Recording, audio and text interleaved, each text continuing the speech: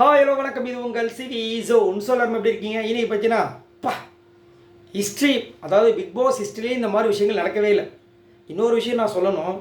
அதாவது கொடுமைன்னு போயிட்டு கோயிலில் போய் இது பண்ணால் அங்கே ஒரு கொடுமை ஜிங்குன்னு அடிச்சன்ற மாதிரி கொஞ்ச நேரத்துக்கு முன்னாடி தான் இந்த வீடியோ வந்து விலாவரியாக 9 நிமிஷம் பேசி, அதாவது மைக்கோடு பேசி உள்ளே எப்போ எடுத்து அப்லோட் பண்ணுறேன், மைக் ஆஃப் ஆகிட்டு இருக்குது. வெறும் ஊமை படம் மாதிரி வந்திருக்கு. இப்போ தான் டெலிட் பண்ணி திரும்ப பேசுகிறேன். ரைட். ஸோ இன்றைக்கி பார்த்தீங்கன்னா பிக் பாஸ் ஹிஸ்ட்ரியிலேயே நடக்காத ஒரு பெரிய சம்பவம் நடந்திருக்கு. என்னென்னா பெஸ்ட்டு பர்ஃபார்மன்ஸ், ஒஸ்ட் பர்ஃபார்மன்ஸ் அப்படின்ற விஷயங்களை வந்து கேன்சல் பண்ணியிருக்காங்க. இது எவ்வளோ பெரிய விஷயம் தான் யோசிச்சு பாருங்கள். ஏன்னா அந்த வாரம் முழுக்க ஒரு பெரிய ஒரு வீக்லி டாஸ்க் கொடுப்பாங்க. அதில் எல்லாரும் பயங்கரமாக பர்ஃபார்மன்ஸ் பண்ணியிருப்பாங்க. அதில் யாரெல்லாம் தப்பாக இருப்பாங்க நீங்கள் சொல்லுங்கள் அப்படி சொல்லி எல்லாரும் சேர்ந்து அவர் சொல்லி அதுக்கப்புறமா ஒஸ்ட்டில் வந்து அவங்கள கூட்டு போய் ஜெயிலில் போட்டு இது இல்லாமல் பெஸ்ட்டை சொல்லுங்கன்னு சொல்லும்போது அவங்கள கூட்டு போய் கேப்டன்ஷிப்பில் வச்சு அடுத்ததுக்கு நாமினேட் செஞ்சு அவங்க கேப்டன்ஷிப் டாஸ்கில் ஜெயிச்சு அடுத்த வாரம் கேப்டனாக வருவாங்க. ஆனால் இந்த எல்லா ப்ராசஸுமே கேன்சல் பண்ணிட்டாங்க. காரணம், நம்ம நினச்ச மாதிரியே சீசனை நல்லாவே இல்லைங்க, பார்க்கறதுக்கே பிடிக்கலங்க, தோணவே மாட்டுது, குழந்தைங்களோட பார்க்க முடியல, ஒரே டபுள் மீனிங்கு, ஒரே கலீஜி, பிக் பாஸுக்கே மரியாதை கிடையாது, இப்படிலாம் இருக்குல்ல. அப்போ அவங்களுக்கு எவ்வளோ கண்டா இருக்கும். வெளியில் பார்க்குறோம், 24 மணி நேரம் பார்க்குறது கிடையாது, சரிங்களா? ஆனால் அவங்க பார்க்குறாங்க. ஏன்னா அரேஞ்ச் பண்ணது அவங்க தான். இவ்வளோ கோடி செலவு பண்ணி ஒரு செட்டப் அமைச்சு அதில் இவங்களெல்லாம் கூப்பிட்டு வந்து நீங்கள் பண்ணுங்கள் ஒரு அழகான, அதாவது 4-5 மீனை உள்ளே விட்றோம். அந்த மீனுக்கு சும்மா ஒரு தொட்டியை கிரியேட் பண்ண இது பண்ண அப்படியே ஒரு பாத்திரத்தை விட்டால் நல்லா இருக்குமா? அதுக்கு வந்துட்டு ஒரு பெரிய பிரம்மாண்டமான ஒரு மீன் இது மாதிரி ரெடி பண்ணி, இது அக்வாரியம் மாதிரி ரெடி பண்ணி, டேபிள் செட் பண்ணி, லைட்டு செட் பண்ணி, அதுக்கு வந்துட்டு ஃபில்டர் செட் பண்ணி இவ்வளோ விஷயங்கள் வச்சா அந்த மீன் வந்துட்டு போய் ஓரமாக போய் ஒரு இதில் ஒழிஞ்சிக்கிச்சின்னா அவ்வளோ பெரிய அக்வாரியம் எப்படி இருக்கும்? எங்க மீன் இருக்குதுன்னு சொன்னீங்க, ஒரு மானை கூட காணும். அப்படி போகிறவங்க கலாய்க்க மாட்டாங்களா? ஒரு விண்மீனை சொன்னீங்களான்னு கலாய்ச்சி போவாங்க. அந்த மாதிரி இவங்கெல்லாம் வந்து ஒரு கேமை கொடுத்தா, நேற்று ஒரு கேம் கொடுக்குற அந்த பிக் பாஸ் சொல்கிறாரு, நீங்கள் நார்மலாக கலாய்க்கிறீங்களே அந்த வார்த்தையை தான் நான் உங்களுக்கு யாராக இந்த பையனை அழகாக எழுதி கொடுத்துருக்கேன். அதை கூட நீங்கள் வந்து தைரியமாக ஃபேஸ் பண்ண தெரியலன்னா நான் என்ன பண்ண முடியும்? விக்கல் சிக்கம் கிட்ட கேட்குறேன், எனக்கு தைரியம் இல்லைன்னு போய் உட்கார்றாரு. அப்புறம் நான் இவரை வச்சுட்டு என்ன பண்ணுறதுன்னு கேட்குறாரு. இதில் வேறு ஃபஸ்ட்டே சொல்லிட்டாரு, நீங்களாம் உங்கள் மனசாட்சி தொட்டு சொல்லுங்கள், நான் வந்து ஒழுங்காக பர்ஃபார்மன்ஸ் பண்ணுறேன்றவங்க இந்த பக்கம் உட்காருங்க, பர்ஃபார்மன்ஸே பண்ணலன்றவங்க இந்த பக்கம் உட்காருங்கன்ற மாதிரி சொல்லும்போது விக்கல் சிக்ரம், விஜய் பார்வதி, கெமி, கானாவினத் இதில் கன்ஃபார்ம் அவர் விஷயங்களை கொடுத்துட்டு தான் இருக்கார். விஜய் பார்வதி ஓகே, மனசாட்சி இல்லாமல் விக்கல் சிக்ரம் உட்காந்தார் பார்த்தீங்களா? எனக்கு அதெல்லாம் செம்ம காண்டு. நீங்கள் எவ்வளோ பெரிய சூப்பரான ஆள், பிக் பாஸுக்கே வந்துட்டு ஒரு டைம் வந்து கமல்ஹாசனுக்கு அப்புறமா நான் தான் கேமராவில் தெரிஞ்சிருக்கேன் அப்படின்னு பெருமைப்பட்டுக்கிறீங்க. அப்போ நீங்கள் இங்கே வந்து ஒரு தைரியமாக ஒரு விஷயத்த கூட சொல்ல முடியல. நீங்கள் எதுக்கு பிக் பாஸ்க்கு வரீங்கன்ற நான் அடுத்தவங்களை ட்ரால் பண்ணுறீங்க, அந்த ஒரு மியூசிக் எடுத்து ட்ரால் பண்ணுறீங்க, செம்மையாக ஹிட் ஆகுது. ஆனால் நீங்கள் மட்டும் வந்துட்டு கமுக்கமாக உட்காந்துருப்பீங்க. எங்கே நம்மளை வந்து ட்ரால் பண்ணுறவங்களோ, வீட்டில் இருக்கவங்கள சண்டை வேண்டாம், இருக்கிறவங்க தெரியாமல் இருந்துக்கணும், இதெல்லாம் நடக்குமா? இதெல்லாம் தப்பு இல்லையா? உங்களுடைய டீமே வெளியில் என்ன கலாய்ச்சிட்ருக்காங்க தெரியுமா? நீங்கள் இந்த மாதிரி பண்ணிங்கன்னா அந்த டீம் என்ன பண்ணுவாங்க பாவம்? அப்படி லிட்டரலாக போய் உட்காந்துட்டாரு, இல்லை எனக்கு தைரியம் இல்லை அப்படின்ட்டு. சரி, இன்றைக்காவது ஏதாவது பர்ஃபார்மன்ஸ் பண்ணுவாரோ பார்த்தீங்கன்னா சுத்தம் என்னாலலாம் முடியாதுன்ற மாதிரி கம்முன்னு உட்காந்துட்டார். அதுவும் ஸ்பூன்லிங் விளையாடிட்டு இருக்காரு. பார்த்தா கீழே குப்பிடுக்க பார்த்துட்ருக்கு. என்னடா இது அப்படின்னு பார்த்தா, நம்மளாலாம் முடியாதுப்பா, 24/7 எல்லாரையும் வந்து குறைலாம் சொல்லிட்டு இருக்க முடியாது. நீங்கள் அப்படியே குறைய சொல்லிட்டாலும் அப்படியே கலையை அறுத்துட்டாலும் அப்படின்ற மாதிரி இருந்துச்சு. பிக் பாஸ் பார்க்கறதுக்கே பிடிக்கலன்ற மாதிரி சொல்கிறாங்க. அப்போ அவருக்கு டென்ஷன் ஆகிடுச்சு. ப்ராமிஸ் பண்ணுங்கன்றாரு. ப்ராமிஸ் பண்ணுங்க, நீங்கள் ப்ராமிஸ் பண்ணால் தான் விடுவேன். முடியுமா முடியாதா? இதான் ஃபைனல். டிமாண்ட் பண்ணுறேன், ரிக்வஸ்ட்லாம் வைக்கல, நீங்கள் செஞ்சு தான் ஆகணும். செய்யலாம் கிளம்புங்க, இப்பயே சொல்லுங்கள், எனக்கு இப்பயே தெரிஞ்சாகணும். முடிகிறோன்றவன் நில்லுங்க, முடியலன்ற உட்காந்துட்டு நான் முடியெடுத்துக்கிறேன் அப்படின்றாரு. எப்படி இருக்கும்? அப்படியே யோசிக்கிறாங்க. ரம்யா கை தூக்குறாங்க. செம்மையாக பேச போகிறாங்க போல ரம்யா, கண்டிப்பாக நல்ல திறமையான ஆள் அப்படின்னு நான் நினச்சேன். சொல்லுங்கள் ரம்யா. சார், நான் என் மனசுக்கு தெரிஞ்ச மாதிரி நான் நல்லா தான் சார் பண்ணுறேன், ஆனால் தெரியாமல் இங்கே வந்து உக்காந்துட்டாங்களோ. இன்னும் வரைக்கும் நான் பேசிகிட்டு இருக்கேன், தெரியாமல் பண்ணுறேன். ஒட்டுமொத்தமாக யாருமே ஒழுங்காக பண்ண பேசிகிட்டு இருக்கேன்.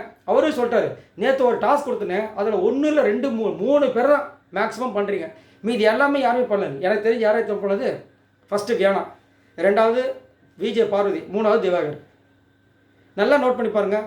திவாகர் இன்றைக்கி வந்துட்டு அந்த கதை சொல்ல போகிற டாஸ்க்கில் பார்வதியை சொன்னார். யாராவது வந்து அன்பு கேங்களே சொல்கிறாங்களா? சொல்ல மாட்டாங்க. சிரிச்சுட்டு ஏதாவது அப்படி இருந்தால் கூட, ஏய் கோச்சிக்காதரா, ஏய் என்ன தான் சொல்ல போகிற, டேய் ஏய் கோச் நீ நல்லவன்டா, சின்னோண்டு இந்த பூசி முழுகாதீங்கன்னு தான் சொல்கிறாங்க. சுகர் கோட்டிக்கிறோம் அடிக்காதீங்க, நாங்கள் அதெல்லாம் பார்த்துக்குறோம், இதைத்தான் சொல்கிறாங்க. ஆனால் என்னான்னு நடிப்பு நடிக்கிறாங்க. இதுலேயே இவங்களுக்குள்ளேயே பிளானர் போட்டுக்கிறாங்க. ஆல்ரெடி பிக் பாஸே ஒரு பிளானர் போட்டு இவங்களுக்குலாம் நாமினேஷன் ஃப்ரீ பாஸ் கொடுக்கலான்னு சொல்லிட்டு இந்த வாரம் வந்துட்டு ஆக்சுவலாக வந்துட்டு எஃப்ஜேக்கு கிடையாது, சபரிக்கும் திவாகருக்குமா இல்லை சபரிக்கும் கலைக்கும் தான் இருந்தது. அதை வந்துட்டு இன்னும் கொஞ்சம் யோசிச்சு பாருன்னு சொல்லி சபரிக்கும் எஃப்ஜேக்கும் போயிடுச்சு அந்த இந்த டீம் அன்பு கேங் டீமுக்கு. அதுக்கப்புறம் இன்னொரு இடத்துல வேறு கலைக்கு வந்துச்சு, அதையும் கெடுத்து விட்டார் பிக் பாஸ். இப்போ இன்னொரு என்னென்னா நாமினேஷன் ஃப்ரீ பாஸில் இன்றைக்கி வந்துட்டு என்ன ஆயிடுச்சு, அந்த கதை சொல்லப்போகிற டாஸ்கில் ஒரு விஷயத்தை அன்பு கேங் ப்ளே பண்ணுறாங்க, வியானாக்கு கிடைக்க விடாமல் பண்ணுறாங்க. திரும்பவும் வந்துட்டு அன்பு கேங் இருக்கிற மெஜாரிட்டியான ஓட்டை போட்டு கனியை வின் பண்ண வச்சு கனிக்கு திரும்ப நாமினேஷன் ஃப்ரீ பாஸு, திரும்ப நாமினேஷன் ஃப்ரீ பாஸு. இப்போ 5வது வாரமாக அவங்க வந்துட்டு ஜம்முன்னு உட்காந்துட்டு இருப்பாங்க, பிரச்சனையே இல்லைன்னு. இவங்களாம் என்ன நினச்சிட்டு இருக்காங்க, தப்பிச்சிட்டேன் பார்த்தியா, இப்போ மக்களை பார்க்காம நாமினேஷன் ஃப்ரீ பாஸ் வாங்கியே நான் வந்துடுவேன், இதுக்கு அதாவது இதுக்கு இந்த பருத்தி மட்டும் அங்கேயே இருக்கலாமேன்னு. வீட்டில் இருக்க மாதிரி நான் இங்கே இருக்கிறதுக்கு நீங்கள் எதுக்கு இங்கே வரணும், வீட்டில் இருக்க மாதிரி நான் சமைப்பேன், வீட்டில் இருக்க மாதிரி ஜாலியாக பண்ணுறதுக்கு இங்கே எதுக்கு வரணும். மக்களை வந்து சந்திச்சுட்டு மக்கள் வந்து உங்களோட கேரக்டர் எனக்கு ரொம்ப பிடிச்சிருக்கு, நீங்கள் உள்ளே போங்க, நீங்கள் வெளியே போங்க, இப்படி பண்ணால் எப்படி இருக்கும், அது கேமு, அது ஃபயரு. இதுக்கு முன்னாடிலாம் எப்பயுமே அப்படி தான் இருக்கும். அதே மாதிரி எல்லா சீசன்லேயும் பார்த்தீங்கன்னா ஒருத்தங்க மொக்கையா ஒருத்தங்க டம்மியா. இப்போ போன சீசனில் பார்த்தீங்கன்னா ரஞ்சித் கடைசி வரைக்கும், அதுக்கு முன்னாடி சீசனு ஜித்தன் ரமேஷ் சீசன் 4ல், அதுக்கப்புறம் குயின்ஸியா, அப்புறம் இன்னும் ஒரு சில பேர் அது மாதிரி இருப்பாங்க. இங்கே அப்படியே எண்ணலாம், விக்கல் Vikram okay, Tushar okay, Arora okay, Kalaiyarasan okay, இப்படியே சொல்லிகிட்டே போக வேண்டியதான். என்னையா நடக்குது, கெமி ஓகே, எல்லாருமே கமுக்கமாக வளர்கிறாங்க. அதாவது ஒரு சீசனும் நம்ம பார்ப்போம். இவர் கோவத்தை வேறு இன்றைக்கி நம்ம எப்படி பார்த்தோன்னா அவர் கோவப்படுறாருன்னு தெரியுது, எப்படி காமிக்கிறாருங்க. Season 1, season 2, season 3, season 4, season 5, season 6, season 7, season 8, season 9 அப்படின்றாரு. எதுக்காக?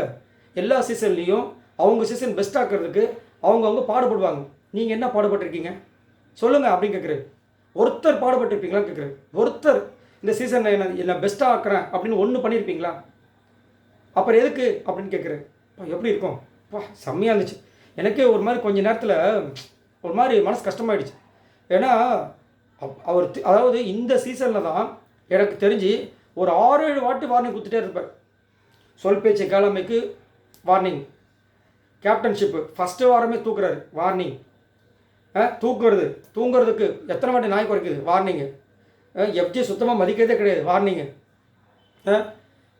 மைக்கு மாட்டில் மைக்கை மறைக்கிறது, மைக்கை தூக்கி கடா செய்கிறது. இதில் முக்கியமானது பார்த்தீங்கன்னா இந்த பிக் பாஸ் குரலை கேட்கறதுக்கு நிறைய பேர் ஆவலாக இருப்பாங்க.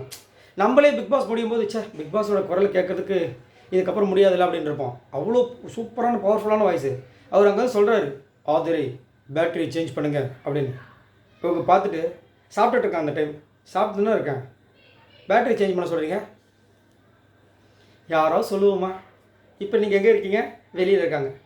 அதுதான் இங்கே ஒரு பெரிய பிரச்சனையே. அதே மாதிரி இன்றைக்கி பாருங்கள், இப்போ இவ்வளோ தூரம் வந்து பேசிட்டோம், பிக் பாஸ் பேசியிருக்காரு. இப்போ லைவில் வந்து ஒரு டாஸ்க் வருது, ப்ரொமோஷன் டாஸ்க்கு ஏதோ டீக்கு வருது போல இருக்கே. கேப்டனில் இல்லாட்டா வராது. டாஸ்க்கு வந்து கனி மேடம் நின்றுட்டுருக்காங்க புக்கை வச்சுட்டு, பரலோகத்தில் இருக்கும் இப்படி நின்றுட்டுருக்காங்க. வருவாங்களா வரமாட்டாங்களா, வந்தா வருவீரோ அந்த மாதிரி நின்றுட்டுருக்காங்க. எல்லாம் லேட்டாக வராங்க, முடிவு பண்ணிட்டாங்க. அதே மாதிரி இன்னொரு இன்ஃபர்மேஷன் வருது. நான் காலையிலேருந்து ஒரு இன்ஃபர்மேஷன் சொல்லிட்டு இருந்தேன், பெஸ்ட்டு பர்ஃபார்மன்ஸ் ஃபஸ்ட்டு பர்ஃபார்மன்ஸ் இந்த வாரம் கேன்சல் பண்ண போகிறாங்க. அது நடந்துருச்சு. அடுத்த தினத்தம் சொல்லிட்டு இருக்காங்க, ஒரு 4 பேர் மேலே கையை வைக்க போகிறாங்களாம்.